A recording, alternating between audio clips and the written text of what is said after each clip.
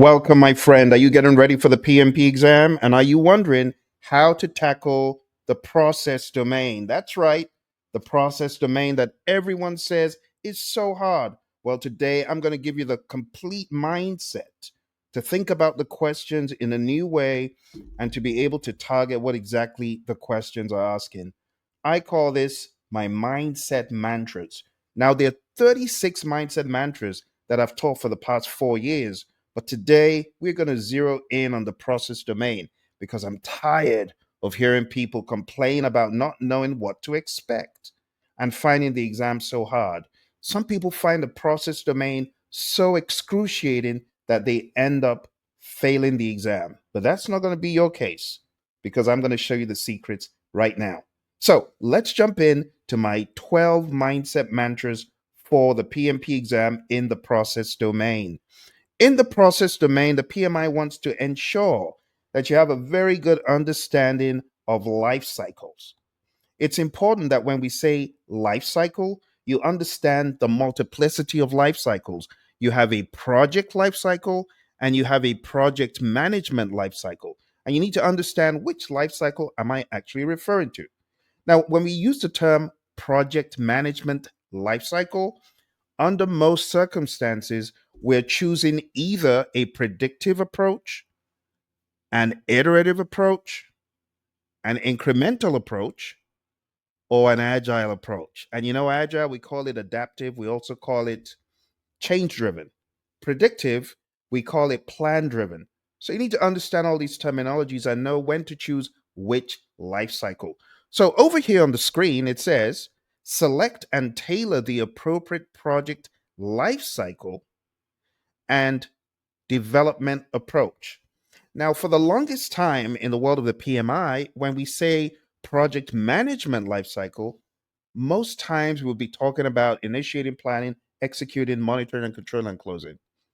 When we used to say project lifecycle, we were talking about the cycle of life to get the work done. But now these life cycles seem to have been melded into a universal name. But I want to make it clear you need to understand among the cycles, you have one that is specific to project management, which will be a choice of the four or hybrid.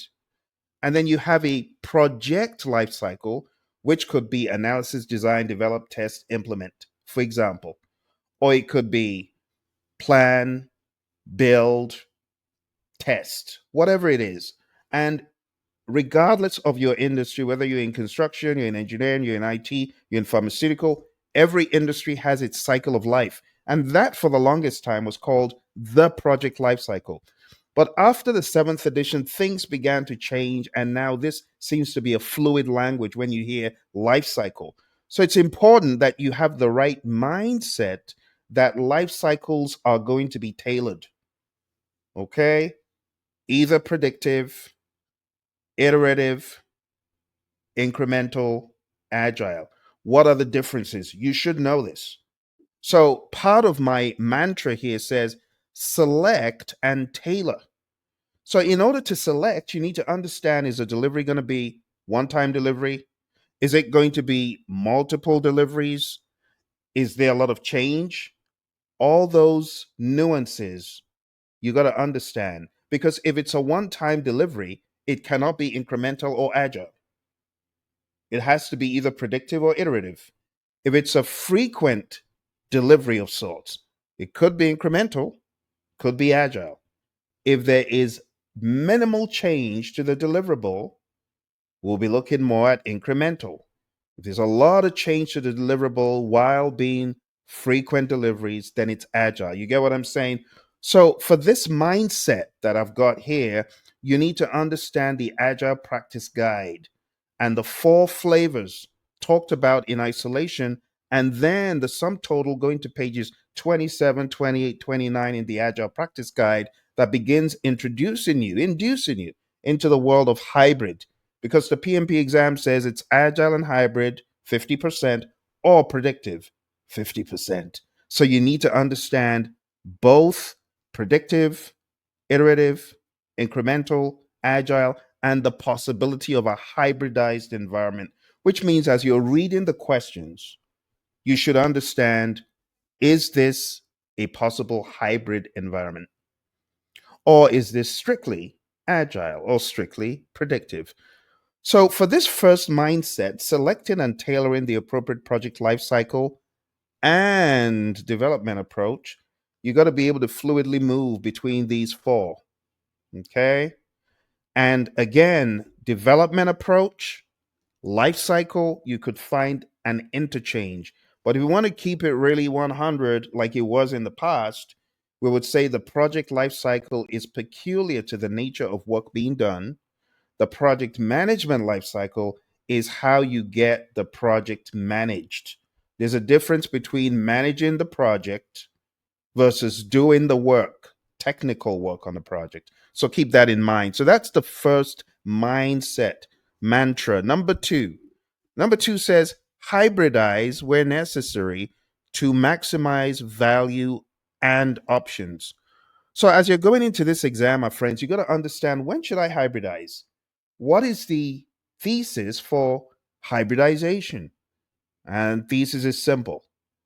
On a project, you have plan driven work that would thrive better being plan driven due to the nature of the risks, the nature of the scope in certain aspects of the project, the inability to deliver immediate value, right? The inability to deliver increments.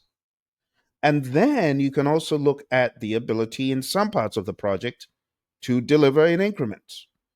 And this is where you begin to think about having some parts of the project being predictive, some being agile. And the PMI is very big on this in the Agile Practice Guide. They give you visuals. You could have a very largely predictive project with a little bit of agile sprinkled in, or a largely agile project with a little bit of predictive sprinkled in, or agile first, then predictive next, or predictive first, then agile next, or what I call an agile predictive sub, where you have both agile and predictive being at the same time worked on different elements of the project. So you got to understand the different models, four models for hybridization, and you got to know when the business case for hybridization should kick in. So hybridize where necessary, because you're trying to maximize the value delivered, and you're trying to accelerate the value delivered where possible. Okay, comes with understanding options. Number three, the agile mindset. Seek to deliver incrementally, plan iteratively where possible. Now, if you have this mindset, you'll be very honest to look at your work objectively and say, can we deliver incrementally? No. It's a 40-foot story building. We cannot deliver floor one and then floor two and then floor three. Okay. All right. After all the building is pretty much sketched out and drafted, is there some increment of sorts we can present? Of course, we can show the drawings. What about as we're building incrementally, floor by floor, because we don't build all 40 floors at once? Maybe we kit out one floor and we get to show that to the client and get the approval before building the other 39. You see, it's a different way of thinking. You're not looking at the entire building being delivered in increments, but you're looking at the work being done and asking, how can we deliver a minimum amount of functionality to get feedback? Because maybe there's something we could do to get some understanding that could better the future of the project work. I remember when I was at Citigroup and we were building that 33 Canada place, and we were building that structure. And I remember going with my boss to some of the higher floors, and they were not completely done, but they would show us how the plan was coming along. Now, the lower floors had been done, but the higher floors were still trying to get an understanding of how those will finally look when all the interiors were done. So there was still an opportunity to bring us in, even though it was a building, but there was a way of getting some sort of feedback. And when you look at the agile mindset, we're seeking to deliver incrementally for a purpose, not only to deliver value, but also to get early feedback. So, two things: incremental and iterative for value and feedback. And that's the agile mindset, okay? So this is a change driven approach. This is where you harness change for the customer's competitive advantage. So again, it's a mindset. Let's go to number four. Number four says systematic or strategic. So what exactly are we saying here? Well, when we talk about systematic, we mean taking a look at the entire system and the integration of the parts in the system. You get what I'm saying? Because there's a difference between thinking linearly and granularly in a silo versus thinking about the big picture of all the silos, not individual, but seeing them come together. And that is a mindset that project managers should have. They should think systematically and strategically to navigate complexity. They should see the project as a system. They should see their project as a system within a wider system. So, having that understanding is integral to success as a project manager, and that will be tested in some way on the exam. You got to also think strategically, which is more at a high level, like a game of chess. You're thinking about the outcome, the end goal. You're less tactical and more strategic. And you do that to navigate complexity. And the PMI talk about this in the seventh edition, the principles, because they have 12 principles talked about. And this is also one of the things PMI mentions. You got to see the holistic view of the project. You got to see the wider view. You got to see how all the individual parts come together. So this is highly advocated in the seventh edition. Let's go to number five. Number five says manage change. Change. Manage change and configuration with intentionality. So, what are we saying here? Well, what we're saying here is change management doesn't happen by dumb luck, just going in and hoping, well, I guess if we get a change, we'll figure out what to do then. No, that's not the way to do it in the world of the PMI. In the world of the PMI, they want you to be intentional, which means you get a change request, verbal change request. Don't just take it. You got to ask for that change request in formal writing in a change form. And in the change request form, you're going to put out all the information, what you're looking to change, how it's going to impact the project, schedule, cost, scope, resources, procurement, everything. You just filter everything and you analyze. Once that change request is written, you and the team analyze it. After the analysis, it goes to the change control board. And remember, on the exam, it's not always going to be an explicit CCB. It could be a CCB in disguise. It could be your boss. It could be a portfolio steering committee. It's not always going to explicitly tell you, hey, this is a question about a CCB. So keep that in mind. But you need to be thinking, okay, what does a CCB do? They take a look at what I've given them. They take a look at the change request. They take a look at what I am recommending with the team. And then they decide, are we going to approve, reject, put it on hold, or pending status? And the outcome is recorded back into the change log.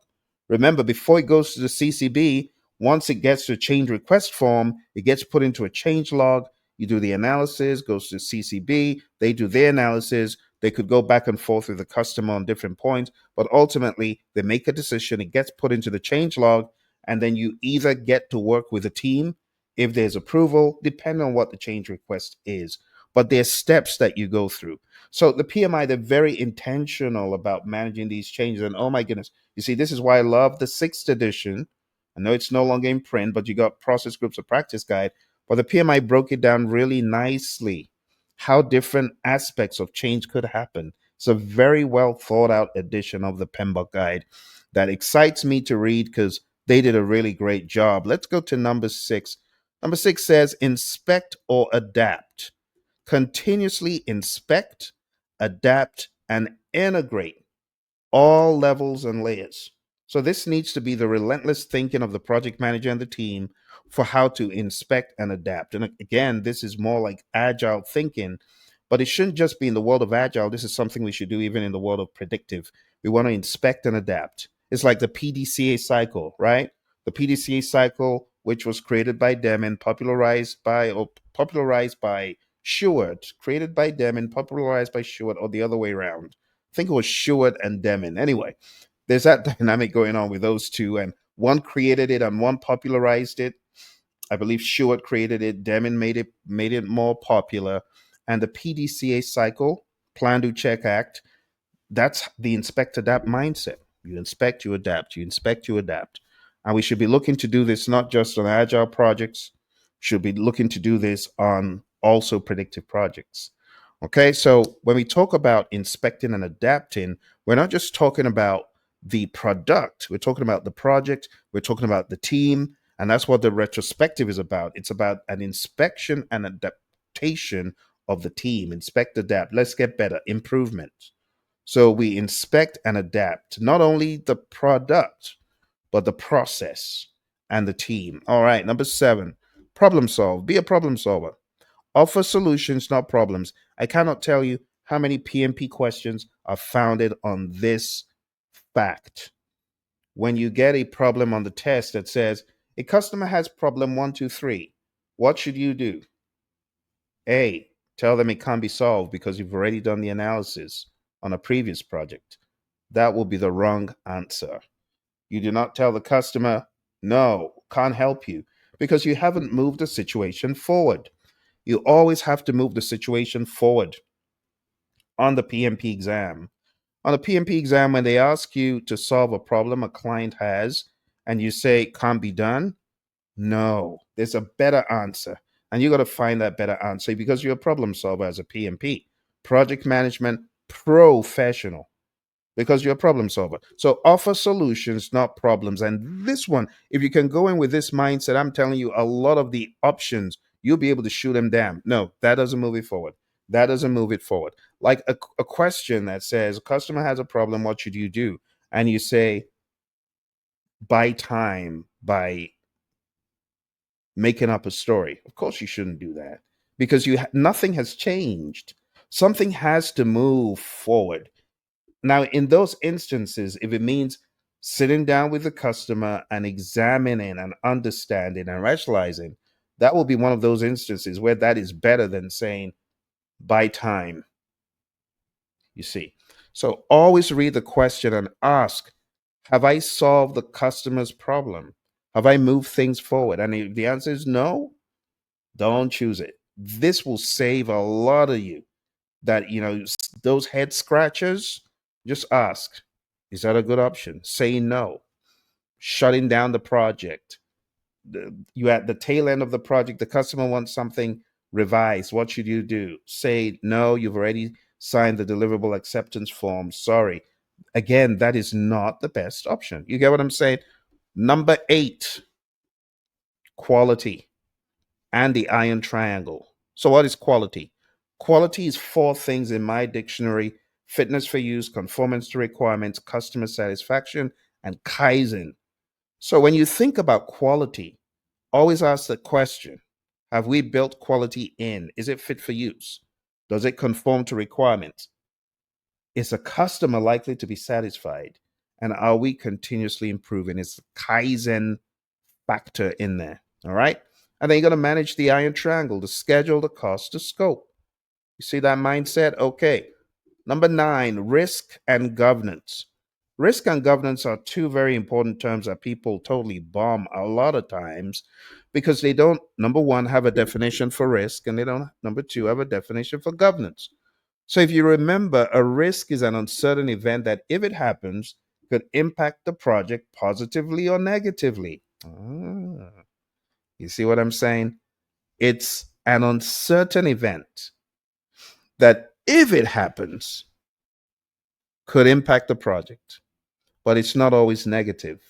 You see that? A lot of folks, they forget that risk could be positive. So you got to put on that opportunity hat, because we call the positive risk opportunities. And you got to proactively manage opportunities, not only the threats, but also the opportunities. For this one, my friends, when it comes to risk, as you can see here, I have a reminder that, some people, they say, oh, the risk is low, risk is medium, it's high. But we need to understand, when we say it's low, it's medium, it's high, that's not enough. Why isn't that enough? Because we need to understand high what? Are we talking about high probability? Or are we talking about a high impact? And if we're talking about a high impact on what? a high impact on dollars, a high impact on the scope changing, a high impact on schedule, going off course? Or are we talking about something different? So when we talk about a risk, it's very important you understand probability rating and impact rating to give you your risk score. And when you understand risk score, you got to go a step further to understand the expected monetary value, the EMV, because EMV is probability in percent times impact in dollars or some other quantitative measure. So you need to understand qualitative risk analysis, probability rating times impact rating. It's just a rating, it's just on a scale. And it's not apples to apples on the different projects. Your project, a five probability, could be different from my project. My project could be maybe a five probability out of 10. Your project could be a five probability out of five or out of seven. So it's important to understand the risk score versus expected monetary value, EMV. EMV is quantitative. But as a project manager, when you take a look at risk, you got to understand these things, the subtleties. And you got to understand there's seven grades, if you will, seven shades of risk management. There's plan risk management, there's identify risks, there's performing a qualitative risk analysis, there's performing a quantitative risk analysis, and there's planning risk responses. And when it comes to planning risk responses, this is where the PMI could run circles around you if you don't know your five responses to negative risk or threats and your five responses to positive risks or opportunities. Do you remember that stuff? So for the five, I have these mnemonics. The first mnemonic is ATEAM, ATEAM. Avoid, transfer, escalate, accept, mitigate. And that forms A team. You know, Mr. T and the A team, that show. Yeah. So just remember A team for the negative. For the positive, just remember the positive risks is easy. And it's a play on words. It's EASEE. So we have E for escalate, A for accept, S for share, E for exploit, E for enhance. And you got to understand the subtleties of these definitions. I quite like how PMI have had this broken down historically. I really hope this doesn't change in future editions, but it's a very good breakdown of five ways of responding to negative risks or threats and five ways of responding to positive risks or opportunities. And for your exam, once you know these inside out, you're going to be good. So, what's the difference between escalate and transfer? Well, escalate is to a higher power, higher authority within your realm of the project, within your organization. And the reason why you escalate is you don't have the authority or the risk doesn't belong to your project in the first place. So you escalate. But transfer is transferring it to a third party for the management and the impact of the risk. So when you transfer, it could be performance bonds, it could be insurance. It's very different from telling someone else in your firm, hey, this risk doesn't belong here, or this risk, I don't have the power to deal with it, Mr. Sponsor, I need some help, or whoever you escalate to. So you got to understand the subtleties. And even on the side of the positive risks, there's a difference between exploit and enhance. Exploit is 100% this opportunity, we're going to harvest it. Enhance is, well, we're going to increase the probability of the impact, but it's not 100% guaranteed. Same way when we talk about mitigate, mitigate is a reduction of probability or impact for negative risks. But when we talk about the concept of avoid, that is 100% guaranteed. It is not going to impact you. Either it's not going to happen, probability is zero, or impact is zero. And that's what avoid is. And you got to understand all these subtleties. And I talk about this, which is why I invite you to my course at tinyurl.com/elite PMP. A lot of folks don't know that I have a program because I don't do as much of these programs online anymore. I used to, but due to my copious travel, I am not able. But if you wanted to join my program, you can go to tinyurl.com/elite PMP and you can be part of the training that I have going. Let me put that on the screen so you see it. So if you're looking for training and you want to join me, just go on down to the link at the ticker tape below. Talking about risk, it's quite risky to be uh, going for an exam where you're not 100% sure on the content. And that's why I'm bringing this information to you today. So there's the information. If you need to jump into my program, please feel free to do so. But going back to the topic of risk, we have all these approaches to risk and all these approaches to positive and negative in particular. So you got to proactively manage risk. And when it comes to governance, governance is a framework, as the PMI puts it, within which authority is exercised. So if you're thinking about governance, you got to think about a framework, you got to think about a process, you got to think about law and order, you got to think about some sort of authorization, because people need to know what they're authorized to do and what they're not. And there's systems and processes and procedures that help you in this framework for authority. So this is to sensitize you to the fact that even in an agile environment, you should also think governance. What is a team allowed to do? What is beyond their stated authority? All right, so that's governance. All right, number 10, manage all areas. What is this saying in particular? It's saying logically plan and manage all the areas. And you know the areas I'm talking about, knowledge areas. So you got to know your knowledge areas. I saw 6 chipmunks quietly roasting coffee, reading poetry stories. So, what does this mean? Well, this just means you got to integrate the project by weaving it all together. You got to scope it out. You got to schedule it. You got to cost it. You got to consider quality. You got to consider resources. You got to also intentionally plan for communications and communicate. You got to intentionally manage risk. You got to intentionally manage procurement by having planned procurement management, conduct procurements, control procurements. You got to follow the flow, my friends. You see what I'm saying? Follow the flow. The PMI has it very nicely broken out, that infamous table. I know lots of you don't want to see that table, but that table helps you to logically plan and manage all the knowledge areas. And then you have stakeholder. Identify stakeholders, plan stakeholder engagement, manage stakeholder engagement, monitor stakeholder engagement. Really nicely put together. Nicely put together. So that is what you have to do in number 10. Number 11, buy in slash authorization. You got to seek authorization and buy in when necessary. What we mean by this is you got to understand that concept of governance. There are some things that are outside of your authority, and there are some things that are within. For those things that are outside, you need buy in from the sponsor, from the customer, you need authorization. There are many questions that will test your understanding of this. For example, you cannot shut down the project without the sponsor deciding that's the way to go.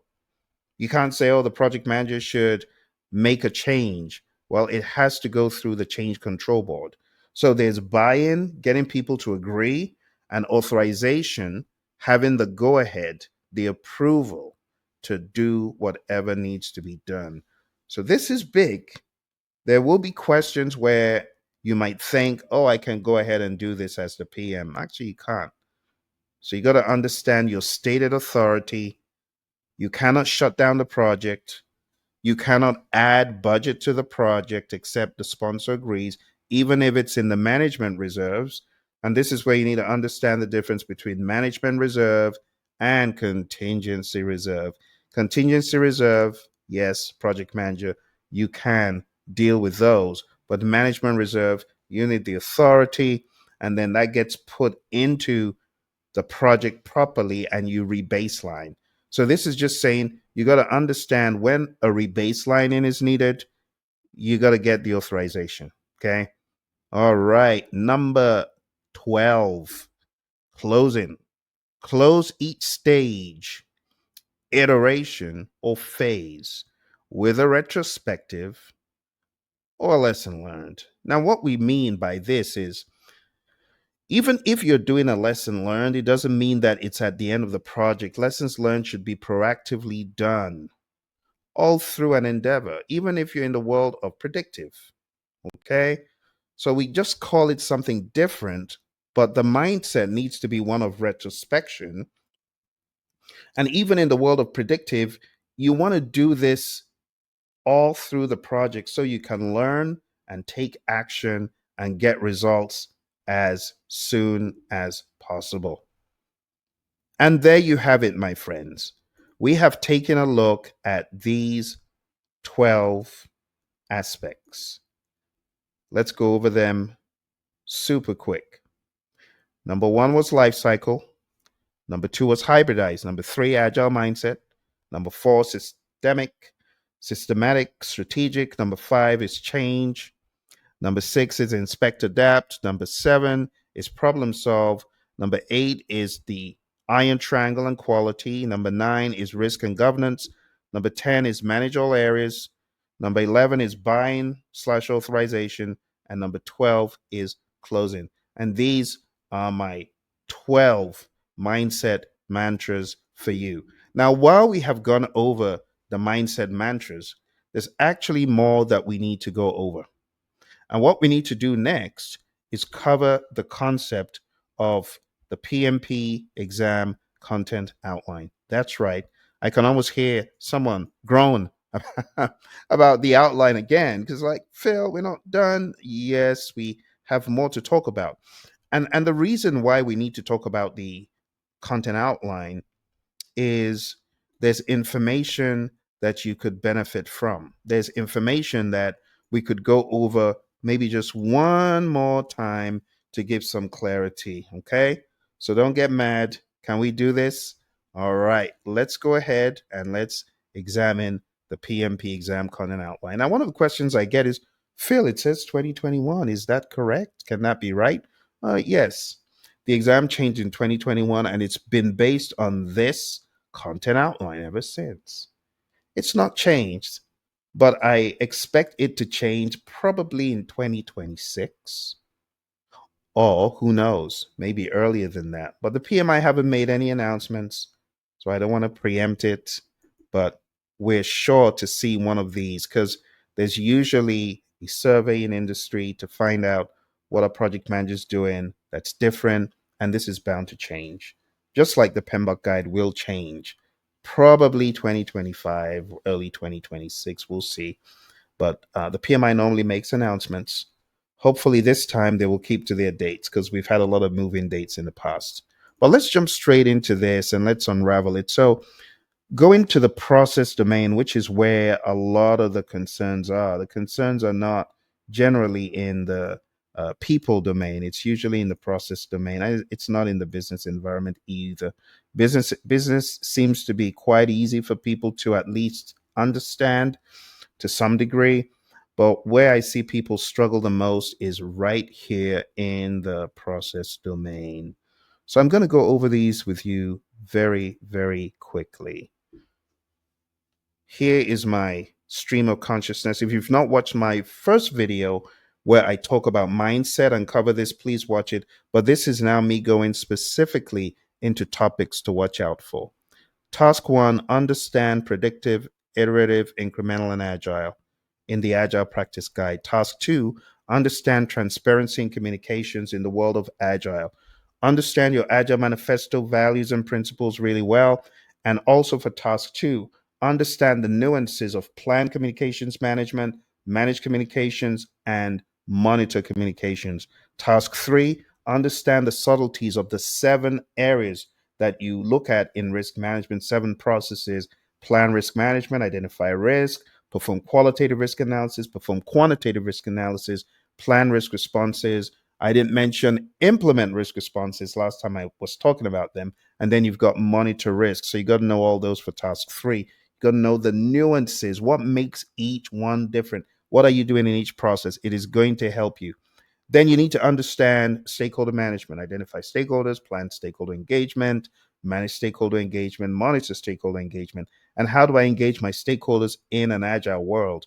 Fluidly, transparently, without red tape. Number 5, plan and manage budget and let me just say, in the world of agile, when I say how do you engage a stakeholder, I'm not just talking about the scrum master or the product owner. I'm talking about the developers.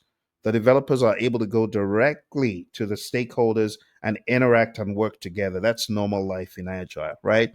Task 5, plan and manage budget and resources. So when we say budget, it's cost. When we say resources, it's resources. So when it comes to plan and manage budget, what we're talking about is you got to plan cost management, estimate cost, determine budget, and control costs. And you got to understand the nuances, the shades of difference between each of those to truly know when it's a cost estimate issue or when it's a budget issue or when it's an earned value issue. And here, this is where you need to be able to say earned value is 5, actual cost is 6. Is that good or bad? It's bad. Why is that? Because anytime earned value is lower than actual cost, you got a cost issue. Anytime earned value is lower than planned value, you got a schedule issue. So, as much as possible, when you get these questions on the exam, you think really quick. Just take a look. Okay, what's the difference? Do we have a negative? We have a positive. Is earned value more than actual cost? Great. Is earned value more than planned value? Great. But again, you want to make sure it's not so much more that it creates concern for the stakeholders, okay? So you need to understand those nuances. SPI, CPI, what does a one mean? Okay, one is the best for CPI or SPI. Less than one is unfavorable, right? If it's like a zero point 0.5, you're in big trouble because that means you're only 50% cost efficient or only 50% schedule efficient. Then you look at the variances. If it's a positive, it's good. But again, you don't want it to be such a crazily high positive because that could mean you padded. Then you also, in terms of the variance, you want to be a 0. That's perfect. 0 is perfect. Greater than 0 is problematic. Greater than 0 is good, but it could be problematic if it's too high. For example, on a $5 million project, you got a schedule, you got a cost variance of 500,000. That's going to definitely raise some eyebrows. So within sensibilities, now PMI, they don't test these difficult aspects a whole lot, but you got to understand the simple formula. Same thing for schedule variance, cost variance, schedule performance index, cost performance index. Know your formulas. Know your formula. That's all I'm going to say. I have lots of videos, very, very heavy videos on YouTube about earned value. You can go watch those. Okay. Then when it comes to resources, plan resource management, estimate activity resources, and then you acquire the resources, then you develop the team, you manage the team, and you control the physical resources. So control resources is for physical. Let's move on. Number 6, plan and manage schedule. So when it comes to this, you got to understand plan schedule management, define activities, sequence activities, estimate activity duration, develop schedule, control schedule. You got to understand how you do that predictively. Slack flow, leads, lags, relationship types, finish to finish, start to start, the most commonly used one, finish to start, the least commonly used one, start to finish. You got to have that stuff down pat. I'm not even trying to get into it today because that's going to take hours. This is why I said join me on Elite PMP where I talk about this stuff in more detail. But you also need to understand the relationship types, leads and lags, critical path. You got to have that stuff buttoned down. And then you put on your agile thinking cap. How do we schedule in the world of agile? We use time boxing and cadences. We use a sprint. What is the duration of a sprint? 4 weeks or less in the world of Scrum. How many team members could we have? Well, Scrum says 10 or less. Things like that. You got to understand how we schedule in the world of agile. Okay. So that's it for scheduling. Task 7 is quality, plan quality management, manage quality, control quality. And then in the world of agile, we are always inspecting, we're always adapting. We're doing our daily scrum, it's an inspect adapt mechanism. We're doing our sprint review, it's an inspect and adapt. We're doing backlog refinement, same thing. It's inspecting and adapting. We're doing our retrospective, same thing. Sprint planning, same thing all throughout. So there's a lot of redundancy built in for quality and risk. Let's go to our next one, task 8, plan and manage scope. So you got to plan scope management, you got to collect requirements, define scope, create WBS, validate the scope, control the scope. You got to be all over that stuff. And if what I'm saying is like I don't even know that stuff, you got to go read it, my friends. This is why people find process hard. You get what I'm saying? This is why people find it like crazily difficult because they haven't put in the work. You got to put in the work, my friend. Put in the work. Okay, so that's scope. Let's go on to the next one. Integrate project planning activities. This is just telling you to integrate, integrate, integrate. Understand the weaving together of all the subsidiary plans. Task 10, manage project changes. I've already talked about change extensively, both in the world of agile and in the world of predictive. Okay. When we talk about integrating Task 9, in the world of Agile, again, you got to understand we do this fluidly and dynamically. We have our backlog, and our backlog is that's it. You want to talk about plans? That's our backlog, our sprint backlog. We're going to distill that down to what we're doing in each sprint. So we got our product backlog, that's everything. We got our sprint backlog, that's for the sprint. And then you just got to understand using Scrum as a model, the 353, the three roles, the five events, the three artifacts. You got to be all over that stuff, my friend. All right, let's move into task 11 because we've talked about change. Agile is change driven. So, in and of itself, it has a lot of redundancy so that we can effectively manage changes. And we forbid change for the most part. We discourage it. Not that we absolutely would forbid it, but we discourage it. Got to be careful with the language, right? So, it's not forbidden, but it's heavily discouraged in the sprint. Once we're airborne in the sprint, don't come with any changes except they're really critical for business or the firm as a whole. All right, number 11, plan and manage procurement. So we plan procurement management, we conduct procurement, and we control procurement. And in the world of Agile, the team takes care of this, but we don't have any formulaic way of doing it. Number 12, manage project artifacts. So, all manner of artifacts, it says determine the requirements for the artifacts, validate that the information is kept up to date. So, artifacts are typically project documents, WBSs, project management plans, subsidiary plans. In the world of Agile, it could even be your deliverable, and also in the world of predictive as well. Your artifact could be your deliverable, it could be versions. Let's say you're on version 10.2, where you could have artifacts of all the previous versions, right? And then we talk about configuration management and control, which comes into the topic of artifacts. You can have drawings and widgets and different components that are artifacts. And the reason why we're managing these artifacts, we got to know which version are we on. We got to understand, are we up to date on the project and what that looks like documentation wise. Task 13, determine appropriate methodology, methods, and practices. That's the life of the project manager. So should we be using an agile approach? Should we be using a hybrid approach? Should we be using a predictive approach? Task 14, establish project governance structure. I talked about this. So you've heard me say multiple times, governance is a framework within which authority is exercised. Task 15, manage project issues. Those project issues, you got to get them under control in that issue log. The difference between a risk and an issue, a risk is a potential event. It's an uncertain event that, if it happens, can impact the project positively or negatively. An issue is a project management related event that is happening right now that is impacting the project in some way. So it's no longer, it could happen, it is happening. And that's why a risk register and an issue log should be, you should distinguish between them. Yes, you can keep them all in one workbook.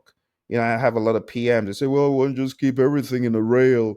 We want to keep them all in one sheet. I'm like, no, that's not very smart because you got risks and issues and they don't like each other. You got to keep them separately. Keep the risks separate so they're not corrupted by the issues. I'm joking, but you get what I'm saying. So, in the world of issue management, recognize when a risk becomes an issue, attack the issue with the optimal action. You want to make sure that that issue is resolved. You got to go after it vehemently because it can eat your project. We call them impediments in the world of Agile, too, by the way. Task 16, ensure knowledge transfer for project continuity. Lessons learned, having the team do pairing, pair programming, discussing retrospectives. Those are the benefits of all those. You keep everyone aligned with the project and the project information. And number 17, plan and manage the project or phase closure. We talked about that. So you got to release the resources, but before you release the resources, make sure documentation is complete, make sure rationalizations of why is complete, make sure that you've done a regression analysis to understand why you got the results you did, such and such. Okay? There you have it, my friends. That didn't hurt, right? I didn't take another hour to go over that stuff with you. But you've got video number one. If you haven't watched video number one, please do that. I wish you the best.